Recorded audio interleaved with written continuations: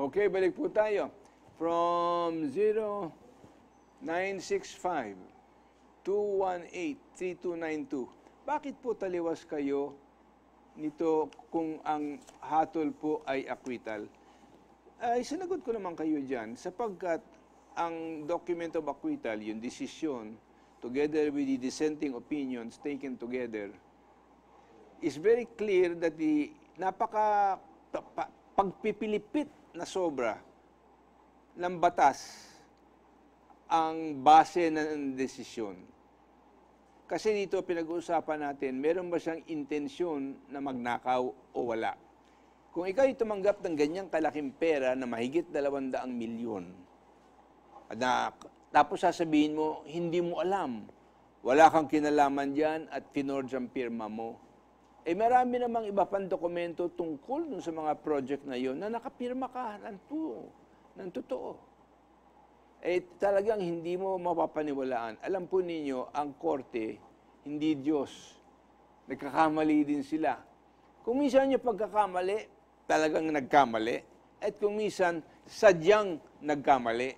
At sadyang pinilipit ang interpretasyon ng batas. Alam mo, ang korte kasi, diyan sa Sandigan Bayan, they deal with facts. They try facts, not the law. So bringing in now the question of whether this constituted plunder or not is a question of fact. And what is the evidence supporting that fact? And it is not a question of prejudgment by saying, kung meron kang kinuha at hindi mo nalalaman, at hindi mo alam, ibig sabihin nun, wala kang intensyon magnakaw sa pagkuha. Pero pagka yan ay kinuha mo, tapos hindi mo binalik, so nagkaroon ka ngayon ng obligasyon na isauli yan. The very moment you find out, hindi mo pwedeng panghawakan.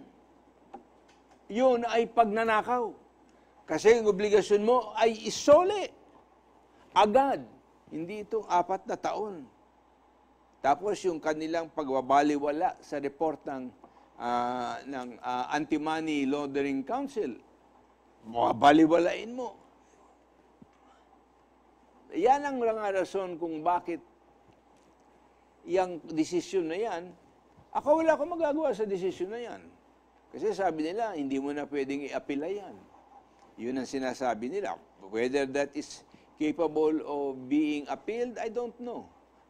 I am not a lawyer. Ang sinasabi ko lang, napakahirap at hindi ko matatanggap yung desisyon ng Sandigan Bayan na inabsuelto siya ayon sa mga nababasa nating mga dokumento at desisyon dun sa desisyon at sa mga dissenting opinion.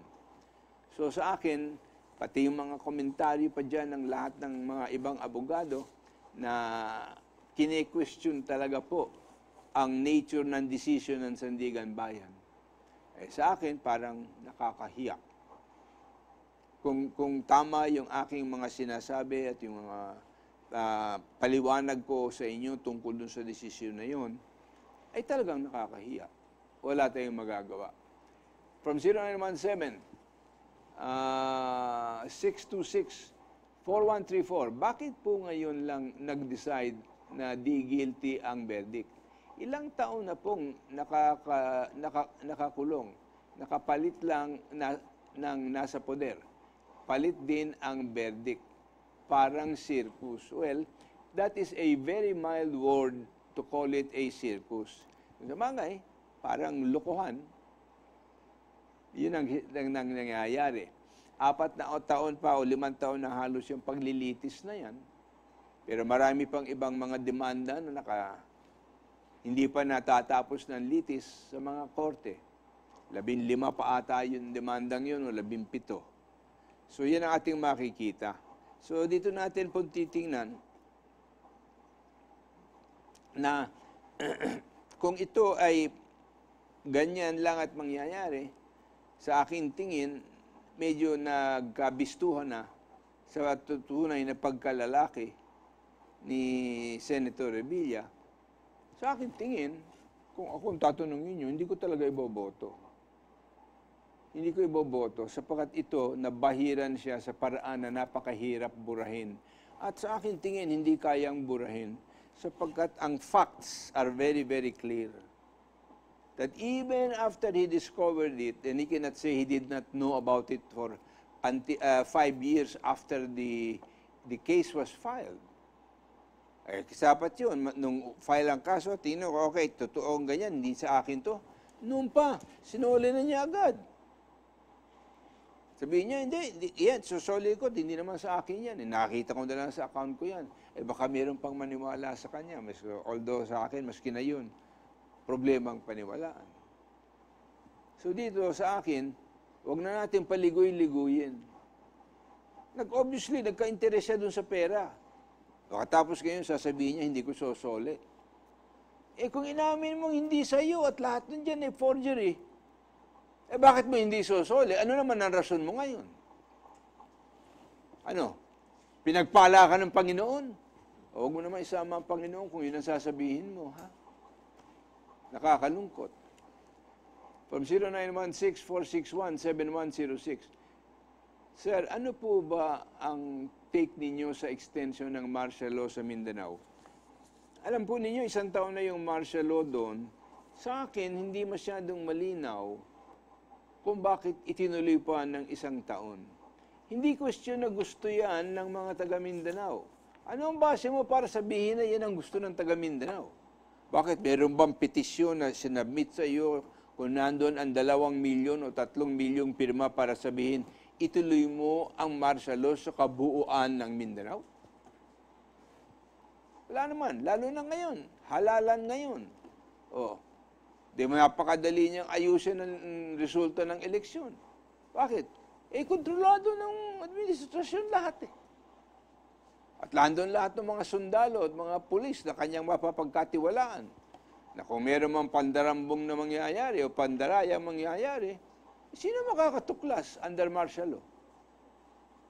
Maaari bang walang mga pulis dyan at lumayo dun sa mga presinto habang bumoboto ang mga tao? Para hindi sila nananakot? Napakadami pong mga issue regarding martial law. And the question that martial law is there during an election is very, very unfortunate. Ang dapat mangyari dyan, sige, maghalalan kayo, lahat kayong mga sundalo, mayawan kayo sa barracks. Huwag kayo lumabas. Bumoto kayo sa loob ng mga kampo ninyo, huwag kayong lumabas. So that the free exercise of the people's will can more or less be guaranteed, although that is not an absolute guarantee. There are many people also, although I cannot tell you how many, who are opposed to martial law in Mindanao. Ngayon, yung mga nakikinabang siguro sa administrasyon, lahat sila gusto nila sapagkat nakikinabang sila.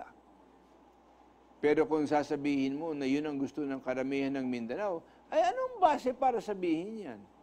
Eh, ang problema dyan sa Mindanao, lahat ng tao takot sa'yo. Ha? So, para silang mga paruting ni leader. Kung sino ang gusto ng boss, siyang masusunod. That's not democracy, that's dictatorship. Kanya dito nakikita natin, yung martial law in Mindanao, especially during an election year, I think can be criticized as a destruction of democracy. Kanya yan, madadala rin natin. For example, yung reklamo naman na umiiral sa Kongreso mula dun sa chairman ng Committee on Constitutional Reform na pinamunuan ni dating Chief Justice na si Puno. Na ang paraan daw ng pagpapasa ng House Bill regarding the amendment of the Constitution ay nakakalungkot. Yun daw ay hindi tama. Binaliwala ang taong bayan at iniwanan lang sa mga members ng Congress to judge amongst themselves something which will affect them. Like, tinanggal ang limitation of term, tinanggal dyan ang anti-dynasty provision, mga dalawang bagay na nakalagay na sa konstitusyon natin ng 1987 na kailangang aktuhan niya ng Kongreso. At dito nakikita natin na wala silang iniisip kundi sarili lang nila. Anong masasabi ko doon? Kaawa-awa, kabalastugan ng pamumuno dyan ni Gloria Arroyo. Speaker ka, natanggal ka na nga dyan doon, hanggang ngayon, ang pangaparaan mo ay ganun pa rin kataliwas. Ha? Na ngayon, ikaw basta kung ano ang gusto ng palasyo, basta gagawin mo, come hell or high water. Wala man lang pag-uusap, wala man lang public hearing. Parang madidinig ang taong bayan dyan. Bakit ang saligang batas ba tungkol lamang sa Kongreso? Ang saligang batas ay para sa lahat ng tao. Diyan, nandiyan ang soberanidad ng taong bayan. Hindi nyo dapat pinakikialaman yan ng walang konsiderasyon at ang mga taong bayan ay hindi nadidinig. Maski na gumawa ka ng survey ngayon, you will find out they don't like federalism. Ang tayong bayan don't like federalism. Anong gagawin niyo ngayon? Isasaksak niyo sa lalamunan ng taong bayan?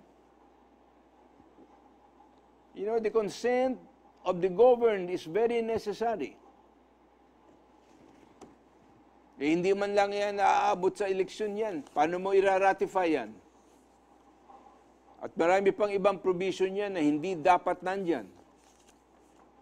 Pero meron bang masasabi ng taong bayan? Wala na. Maski na yung chairman ng Committee on Constitutional Reform ay pinupulaan yung batas na yan as being so poorly crafted. Ay ginagawa ninyong basurahan yung saligang batas ng bayan Parang umunlad ang mga pagkakataon ng pagnanakaw pa sa Kongreso at paghahari ng mga pamilya dyan sa mga congressional district. Kanya nga yun dapat yun nababago na at natitigil na. Pero wala. Andyan pa din. Ganun pa din ang problema. Kailan kaya matitigil? Hindi ko po alam. Yan ay isang bahagi na dapat nating ipinapanalangin na yan ay ibasura. Pero mangyayari ba yan? Ewan ko. Tingnan natin. If enough people pray about it, maybe it won't happen. Kanya lang, sa akin tingin, nalulungkot ako na nagagago ang tao sa mga paraang ginagamit nila para makalusot itong batas na ito. At ang nangyayari dito, maraming bagay na nangyayari sa pamahalaan, tinatago, ayaw pa alam sa taong bayan. Bakit? Alam nilang mapupulaan sapagkat ang paraang ginagawa nila hindi maganda at hindi tama. Ito parang diktadura sa pangalan at diktadura sa gawa. Ang demokrasya natin dito ay tunay na nasa napakalaking peligro at kailangan natin na ayusin ito. Taong bayan, mapukaw ka sa pagkatulog mo. Mapukaw ka sa pag-iglip mo. Huwag kang manirahan sa parang panaginip. Harapin natin ang katotohanan na siyang nagaganap dito sa ating bayan at sa ating bansa. Nakakuntsaba dito ang Kongreso at pati na Senado. Kasi yung Bill on the Constitution is a bicameral process na ginawa nila. And only simple consent. And very clear in the Constitution is it must be at least 2/3. Ba, anong gagawin natin? Pero babalik tayo. Ilan mo ng paalala.